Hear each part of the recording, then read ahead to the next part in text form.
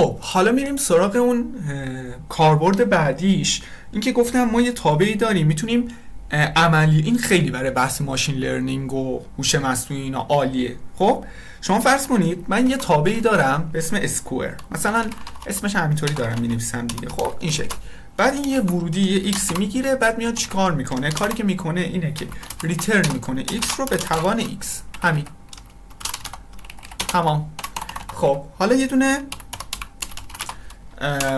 در واقع لیستی از اعداد دارم. خب حالا میام چیکار میکنم؟ همونطور که قبلا دیدیم بیام این بالا کتابخونه تایمم ایمپورت بکنم. دیدیم که 9 ثانیه طول میکشید اگر یادتون باشه، و این شکلی بود که من مثلا میومدم میگفتم که یه متغیری به اسم ریزالت هم میسازیم، میگم بیا از مپ استفاده کن، بیا این فانکشن رو بگیر و بهش چیو میدادم؟ نامبر. خب بعد میتونستم نتیجه ریزالت رو به صورت یک لیستی چاپ بکنم، چون در واقع این یک مپ فانکشنه که میتونیم مپ فانکشن رو بعد به این شکل چاپ بکنیم. خب نتیجه رو اجرا میکنم و کار رو برای من انجام. خب اگه من بیام اینجا یه دونه تایم دات اسلیپ هم بذارم که 1 ثانیه هم بخوایم وایسته برای محاسبه هر کدوم از اینا، طبیعتا 8 تا دیتاست، هر کدوم هم 1 ثانیه بخواد وایسته به خاطر این تابع 8 ثانیه بعد طول بکشه، 8 خورده یا نزدیک 9 ثانیه. و خب من اینو اگه اجرا بگیرم میبینیم همینقدر. البته برای اینکه بتونیم ببینیم باید یه کاری دیگه هم بکنیم. بیایم این ریزالت رو بگیم از همون ترفند تایم دات تایم استفاده بکنیم. این تایم دات تایم چی کار میکنه؟ زمان همین الان، یعنی در جایی که میرسه به این خط، یعنی خط شماره 8، زمان رو حساب میکنه بر حسب حالا مثلا فرض کنید ثانیه یا هرچی. خب زمان سیستم رو میخونه میریزه داخل متغیر x. بعد از اینکه این محاسبات رو انجام داد دوباره میخوام زمان الان سیستم رو بخونه و بریزه داخل متغیر y. خب زمان اون موقع رو زمان الان یعنی y رو منهای اون موقع بکنیم، مدت زمانی که طول کشید تا این دوتا کار انجام بشن رو میتونیم به دست بیاریم. خب خیلی راحت من استارت میگیرم و منتظر میشم که کار انجام بشه و ببینیم که حدودا باید 8-9 ثانیه طول بکشه. خب حالا مثلا این کار 8 ثانیه طول کشید.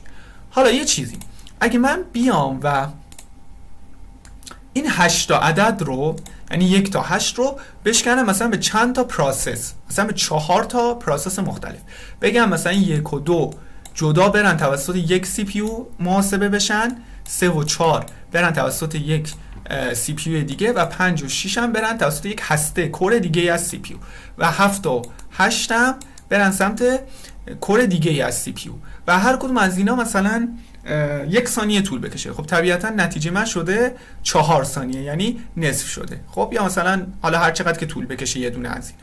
چطوری میتونم این کارو بکنم؟ کتابخونه مالتی پروسسینگ.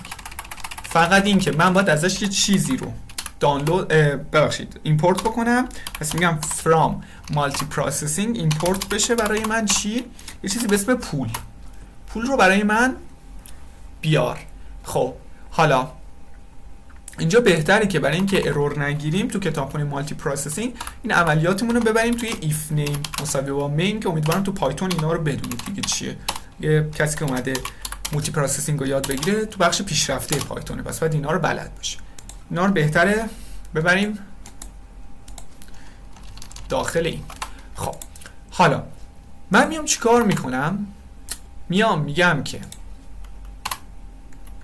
برای اینکه این دستور این رو بشکنم به مولتی پروسس های مختلف، میگم که with پول. خب میتونم بهش یه پروسس بدم، بگم تخصیص پیدا کنه به چند تا از هسته سی پی یو های من. خب بیام اینجا رو ببینیم به چند تا پروسس شکسته بشه. من میگم به 4 تا پروسس مثلا شکسته بشه به عنوان یک پول. خب حالا میگم چیکار کن؟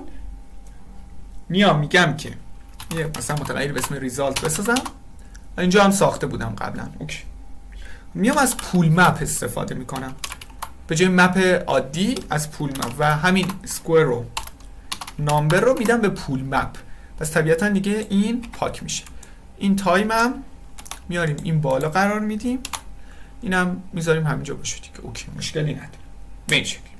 خب حالا نتیجه هم این شکلی چاپ بشه و تایم و اینا درسته، بقیه‌اش درسته دیگه، کاری ندارم. این در واقع دستوری تو مولتی پروسسینگ میتونیم ازش استفاده بکنیم برای اینکه تخصیص پروسس بدیم.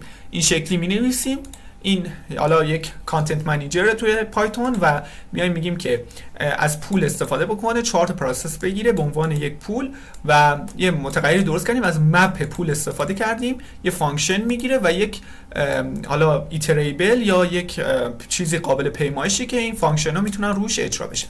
الان اینا میشکنن به جای اینکه همشون برن دونه دونه توسط یک هسته سی پی یو اجرا بشن، میشکنن به بخش‌های مختلف به 4 تا پروسس. و حالا ببینیم چقدر طول میکشه. اجرا میگیرم، 2 ثانیه طول کشید. میبینید چقدر کم شد. حالا بیام بشکنم مثلا به 8 تا پروسس، چون 8 تاست دیگه، میدونم هر کدومش رو میدم به یکی از هسته‌های سی پی یو. خب من چون 16 تا کور داشتم میتونستم این کارو بکنم. اینا اجرا میگیرم، 1 ثانیه طول کشید. یعنی هر کدوم از اینا رفت به یه هسته سی پی یو داده شد و جداگانه برای خودش محاسبه انجام شد و برای من هر کدوم نتایج رو آوردن. یعنی هر کدوم از اینا رو من شکستم به یه دونه هسته، اینا هر کدوم رفتن محاسبات رو تو اون تابع گذاشتن، نتیجه رو محاسبه کردن برای من برگردوندن.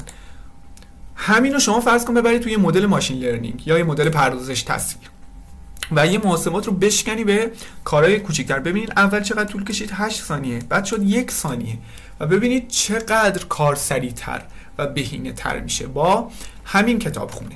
پس من در واقع توی این قسمت یک دستوری ازش یاد گرفتم به اسم دستور پول. کاری که می‌کردیم چیه؟ به این شکل پول تعریف میشه، with پول، بعد میتونیم پروسس رو بهش بدیم از پول، بعد این متغیر نتیجه میسازیم، از مپش استفاده میکنیم، مپ یه فانکشن میگیره و یک حالا قسمتی که این فانکشن روش ایجاد میشه یه چیز قابل پیمایش. و حالا ما بقیه هم که دیگه نتیجه، محاسبه نتیجه و چاپ نتیجه و تایم و اینا بود که اصلا در واقع بحث خاصی نیست. چیزی که مهمه همین یه دونه خط و در واقع این دستور پول هستش به این شکل. و کاربردی که برای ما داشت و دیدیم چقدر زمان رو برای ما کم کرد. این میشه شکستن محاسبات به اجزای کوچیک‌تر، حالا به کورهای مختلف سی پی یو اختصاص دادن. همین، امیدوارم که لذت برده باشین. میریم قسمت بعدی برای ادامه در واقع بحث کتابخونه مولتی پروسسینگ.